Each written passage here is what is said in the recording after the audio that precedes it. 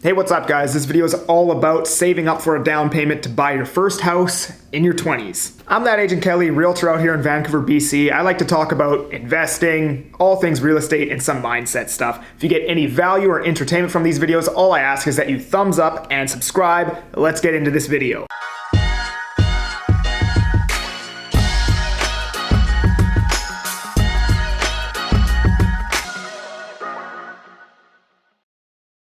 Alright, so you're sick of renting, you are just starting your building wealth journey, you're now looking into some information to how do I buy my first house, how do I build wealth, how do I get out of working for the rest of my life, all of that kind of stuff. In this video, I want to primarily just talk about buying your first house, which is the very beginning of your wealth building journey, in my opinion. Alright, so the first thing you're going to want to do is cut down your monthly living expenses. So here in Vancouver, I think it's something like 84% of your monthly living accommodation, 84% of people's incomes here go into living accommodation expenses like rent and mortgages and stuff like that.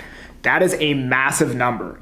So if you can find a way to cut that down by living with a roommate or renting out a room or living in a basement suite instead of a condo or something like that, if you can literally get that number cut down in half, you're going to save way more money than pretty much doing anything else right off the bat, just because that is such a large expense. 84%. If you can cut that in half, that's 42% more income available to save towards that first down payment. Next thing would be to cut down auxiliary expenses like eating out, smoking, drinking, buying clothes, all that kind of stuff. I know it's super obvious and you already know this, but maybe you just need to hear it again from somebody else that by doing this is necessary to buy your first home. You guaranteed will probably need to do this for at least 1 to 3 years before you get that first house. Number 2, you need to increase your income. Another super obvious one, but maybe you need to hear it. I'm going to give you 2 examples of this. You can either work more hours, get into a job that allows you to work more hours, or you can get a job where the amount of hours you work is not tied to the actual amount of income you're making. So example number 1, plumber or electrician. There is so much demand for trades workers out there. You can pretty much work however many hours you want as a plumber or electrician, collect overtime, advance in your career, get a raise, make more money, and then in turn you'll be saving more money because you're doing these things. This is exactly what I did. I was a plumber for nearly a decade and I worked at least 10 hours a day, 60 to 80 hours a week.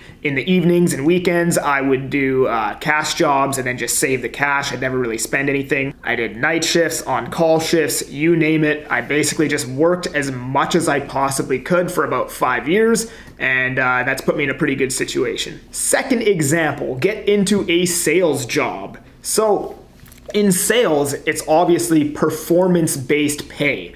It's not, however, how much you work. It's just what are the results you are getting, right? I probably wouldn't recommend doing this before getting your first house. What I'd probably recommend is getting the house, saving up about $30,000, $40,000, and then going into the sales-based job once you have a good nest egg in your bank account to fall back on in case you don't have any sales for 6 months, 8 months, whatever. But some people may want to work smart instead of working hard right off the bat, and I would definitely tell you, if this is what you want to do, then don't do it right away. You know what I mean? Like if this is what you want to do, get in as soon as possible and start building the skills in that industry so you can become successful sooner rather than later. And the third and final one, which might be a little bit more unconventional, is focus. I truly believe that you have to have focus, know exactly where you're going, and take small steps to accomplish your goals every single day, and literally just focus in on getting that one thing done. Otherwise, it probably won't happen, especially in a city like Vancouver where it's super, super expensive and you're competing with people internationally to live here and own here.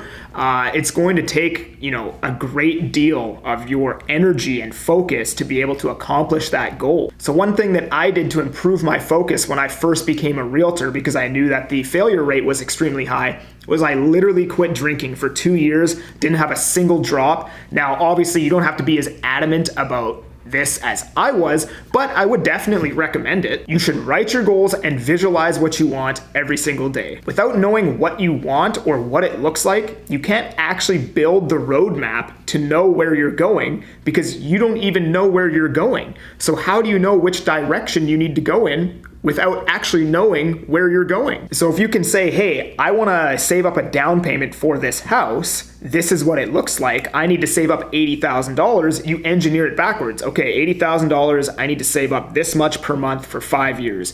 These are my current expenses. This is how much money I need to make to save that up every single month. This is what I can cut back on.